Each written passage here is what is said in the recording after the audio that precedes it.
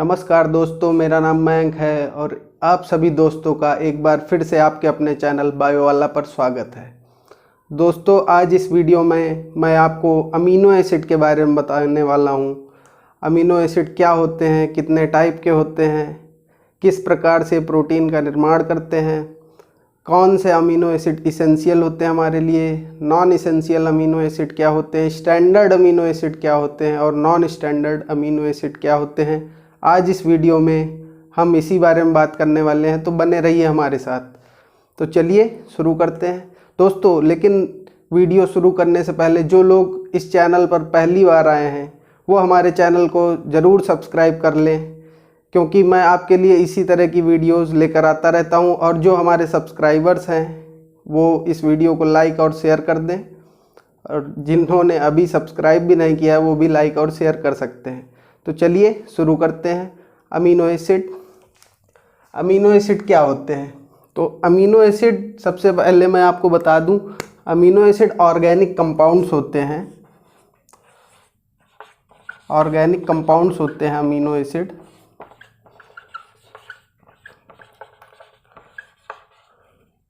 मतलब इनमें कार्बन का ग्रुप पाया जाएगा। अब नाम से ही आपको पता चल रहा होगा, अमीनो और एसिड। अमीनो का मतलब अमीन ग्रुप से है, यानी कि NH2, और एसिड का मतलब एसिड से है, यानी कि COOH। तो अमीनो एसिड में ये दो ग्रुप पाए जाते हैं। तो अब ये ऑर्गेनिक कंपाउंड है तो इसमें कार्बन पाया जाएगा।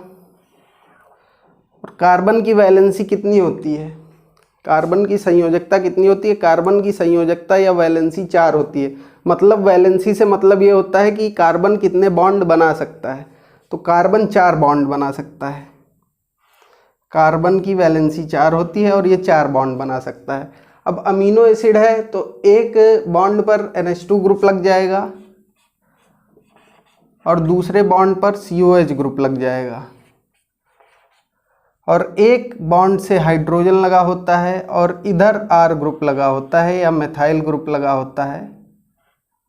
ये R ग्रुप चेंज होता रहता है, हर अमीनो एसिड में चेंज रहता है, इसीलिए कई टाइप के अमीनो एसिड पाए जाते हैं। बाकी सब सेम रहेगा अमीनो एसिड में, केवल ये R ग्रुप नया आ जाएगा तो अमीनो एसिड बदल जाएगा, कोई और अमीनो एसिड हो जाएगा। अभी मैं आपको बताऊंगा आगे वीडियो में। तो ये एसिडिक ग्रुप है और ये अमीन ग्रुप है। तो क्या होता है यहाँ पर, ये जो एसिड, ऑक्सीजन भाई ज़्यादा इलेक्ट्रोनिगेटिव है, आप सभी लोगों को पता होगा। तो ये इसका हाइड्रोजन का इलेक्ट्रॉन खींच लेगा अपनी तरफ और हाइड्रोजन पर निगेटिव चार्ज आ जाएगा, और ये हाइड्रोजन इधर से उठकर इधर चला जाएगा। तो क्या स्ट्रक्चर बन जाएगा दोस्तों? NH3+, और इधर हो जाएगा COO-, और ये वैसे ही रहेगा। तो दोस्तों इसको ज्विटर आयन बोलते हैं। ये जो फॉर्म बनी हुई है इसको ज्विटर आयन बोलते हैं। ज्विटर आयन में एक ही कंपाउंड में माइनस, निगेटिव और पॉजिटिव दोनों चार्ज होते हैं। निगेटिव पॉजिटिव दोनों चार्ज है और इसको हम लोग ज्विटर आयन कहते हैं। अब अगर बात करें कि अमीनो एसिड कितने टाइप के होते हैं, मैंने आपको बताया, कार्बन ग्रुप और COH ग्रुप, एसिडिक ग्रुप लगा हो, अमीन ग्रुप लगा हो, एक तरफ H हो और एक तरफ R ग्रुप हो। तो ये R ग्रुप बदलता रहता है, जिससे अमीनो एसिड की नेचर भी बदलती रहती है।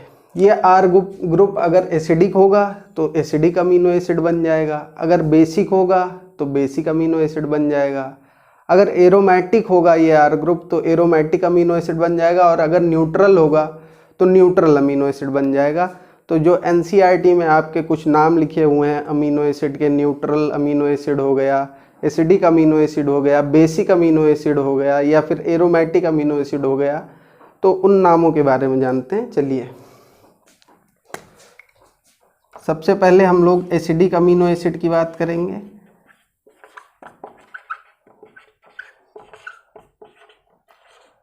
एसिडिक अमीनो एसिड में आपका आ जाता है एस्पार्टिक एसिड और glutamic acid. Glutamic acid basic amino acid की अगर बात करें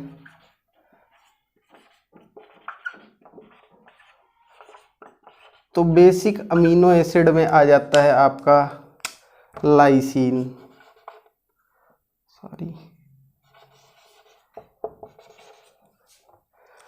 और अगर न्यूट्रल अमीनो एसिड की बात करें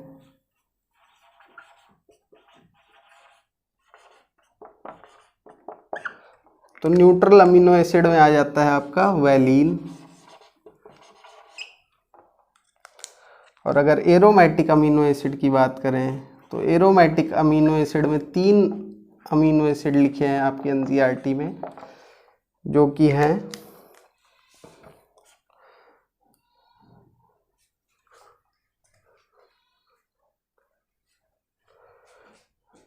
तो एरोमेटिक अमीनो एसिड में 3 नाम लिखे हुए हैं आपकी एनसीईआरटी में, जो कि हैं टायरोसिन, फेनाइलएलेनीन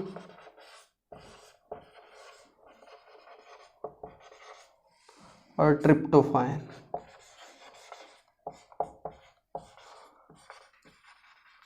ट्रिप्टोफैन जो है आपका ये मोस्ट कॉम्प्लेक्स अमीनो एसिड है, मोस्ट कॉम्प्लेक्स अमीनो एसिड है। इसमें इंडोल रिंग पाई जाती है, इस अमीनो एसिड में इंडोल रिंग पाई जाती है। ये बहुत ही इम्पॉर्टेंट पॉइंट है, इसको याद रखिएगा आप। Tryptophan most complex amino acid है और इसमें इंडोल रिंग पाई जाती है। इसके अलावा आपकी एनसीईआरटी में 3 अमीनो एसिड के नाम और दिए हुए हैं आर ग्रुप के आधार पर। आर ग्रुप की जगह पर अगर आप H लगा देते हैं, यहाँ पर अगर आप H लगा देते हैं, H लगा देते हैं तो इसका नाम हो जाता है ग्लाइसिन। इस अमीनो एसिड का नाम हो जाता है ग्लाइसिन और ये सिंपलेस्ट अमीनो एसिड है, सिंपलेस्ट अमीनो एसिड है ग्लाइसिन।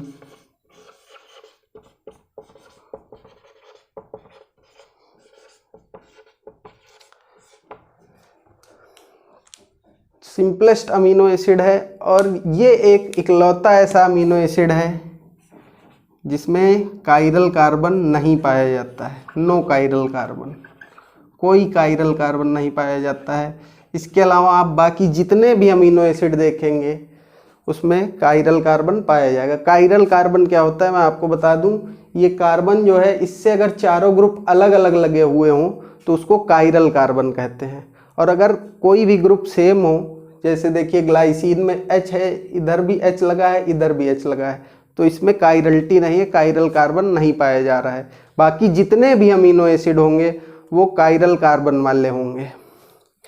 ग्लाइसिन के अलावा हम दूसरा अमीनो एसिड देखते हैं। अगर आप R ग्रुप की जगह मेथाइल ग्रुप लगा दें, CH3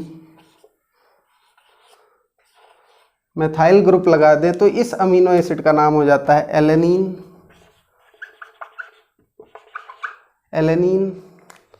और अगर आप R ग्रुप की जगह CH2OH ग्रुप यानी कि हाइड्रोक्सी मेथाइल ग्रुप लगा दें तो उसका नाम हो जाता है सेरीन। सेरीन। इसको आप अब याद कैसे रखेंगे, एक बार फिर से मैं आपको बता देता हूं। अगर R ग्रुप की जगह H ग्रुप लगा दें तो उसका नाम हो जाएगा ग्लाइसिन। उस अमीनो एसिड का नाम सिंपलेस्ट अमीनो एसिड है ग्लाइसिन और इसमें कायरल कार्बन नहीं पाया जाता है। और अगर R ग्रुप की जगह CH3 या मेथाइल ग्रुप लगा दें तो उसका नाम एलेनीन अमीनो एसिड हो जाएगा। और अगर R ग्रुप की जगह हाइड्रोक्सी मेथाइल ग्रुप लगा दें CH2OH ग्रुप तो उसका नाम हो जाएगा सेरीन। अब इसको याद करने की ट्रिक मैं आपको बता देता हूँ। गैस आप याद रखिएगा, गैस G से है ग्लाइसिन, A से एलेनीन, S से सेरीन। ग्लाइसिन, एलेनीन और सेरीन। इसमें ग्लाइसिन में R ग्रुप की जगह H लगा देते हैं, एलेनिन में R ग्रुप की जगह मेथाइल ग्रुप लगा देते हैं और सेरीन में R ग्रुप की जगह हाइड्रोक्सी मेथाइल या CH2OH ग्रुप लगा देते हैं। तो ये मैंने आपको कुछ अमीनो एसिड के बारे में बताया। अब चलिए ये जानते हैं कि इसेंशियल अमीनो एसिड और नॉन इसेंशियल अमीनो एसिड क्या होते हैं। तो इसेंशियल अमीनो एसिड वो अमीनो एसिड होते हैं जिनको हमें बाहर से अपनी डाइट में लेना पड़ता है, मतलब वो हमारी बॉडी के लिए इसेंशियल हैं। आपको अपनी डाइट में, अपने खाने में उन अमीनो एसिड को लेना पड़ेगा, तो उनको इसेंशियल अमीनो एसिड कहते हैं। और जो हमारे शरीर में बनते रहते हैं उनको नॉन इसेंशियल अमीनो एसिड कहते हैं। इनको बाहर से डाइट में लेने की आपको आवश्यकता नहीं है, ज़रूरत नहीं है। वे अमीनो एसिड जिनको हम अपनी डाइट में लेंगे, बाहर से लेना पड़ेगा उनको, जो हमारे शरीर में नहीं बनते हैं, वो इसेंशियल अमीनो एसिड होते हैं। तो इसकी एक ट्रिक मैं आपको बता देता हूँ इसेंशियल अमीनो एसिड की। इसेंशियल अमीनो एसिड को आप कैसे याद रखेंगे, यहाँ पर 10 नाम हैं, तो इसकी ट्रिक मैं आपको बता देता हूँ। यहाँ पर इसकी ट्रिक है VIP हॉल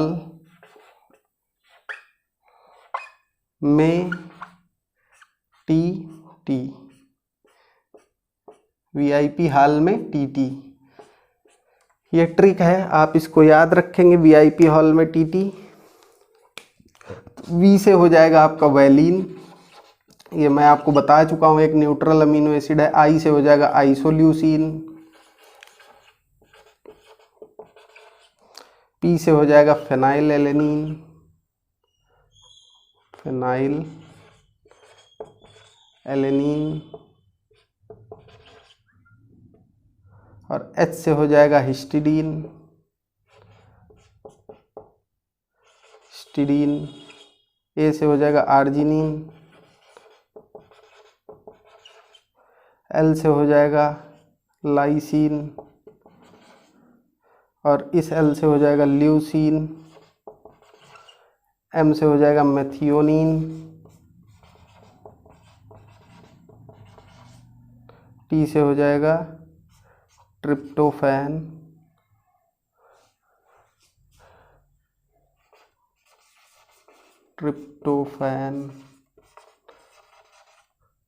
और इस T से हो जाएगा थ्रियोनिन।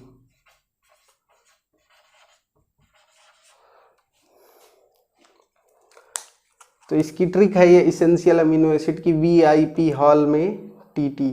V से वैलिन, I से आइसोल्यूसिन, P से फिनाइलएलनिन, S से हिस्टिडीन, A से आर्जिनिन, L से लाइसिन, L से ल्यूसिन, M से मेथियोनिन, T से ट्रिप्टोफैन, T से थ्रियोनिन। तो दोस्तों मैंने आपको इसेंशियल अमीनो एसिड के बारे में बताया और इनको हमको अपनी डाइट में लेना पड़ेगा। अब आपको मैं स्टैंडर्ड और नॉन स्टैंडर्ड अमीनो एसिड के बारे में बताने जा रहा हूँ। स्टैंडर्ड अमीनो एसिड क्या होते हैं और नॉन स्टैंडर्ड अमीनो एसिड क्या होते हैं। तो स्टैंडर्ड अमीनो एसिड के बारे में जानते हैं। Standard amino acid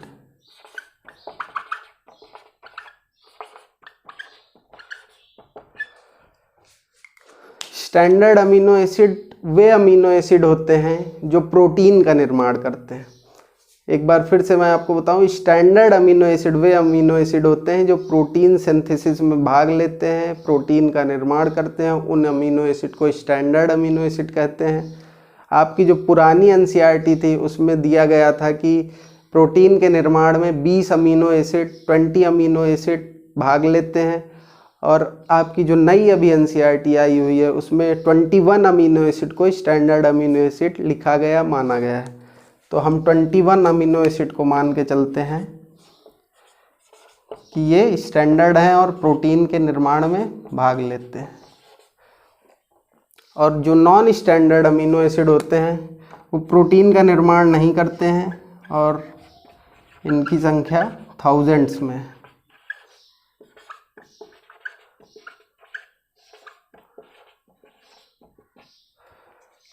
non standard amino acid protein के निर्माण में भाग नहीं लेते हैं और इनकी संख्या थाउजेंड्स में है। और दोस्तों मैं यहाँ पर और आपको इम्पॉर्टेंट पॉइंट बता दूँ कि 2 ऐसे अमीनो एसिड जिनमें सल्फ़र पाया जाता है, ये बहुत ही इम्पॉर्टेंट पॉइंट है, इसको याद रखिएगा आप। 2 ऐसे अमीनो एसिड जिनमें सल्फ़र पाया जाता है। सल्फ़र कंटेनिंग अमीनो एसिड कौन कौन से होते हैं?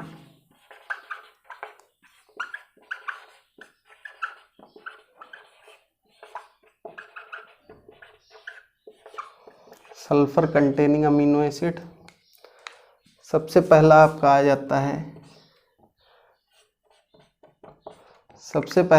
जाता है सिस्टीन,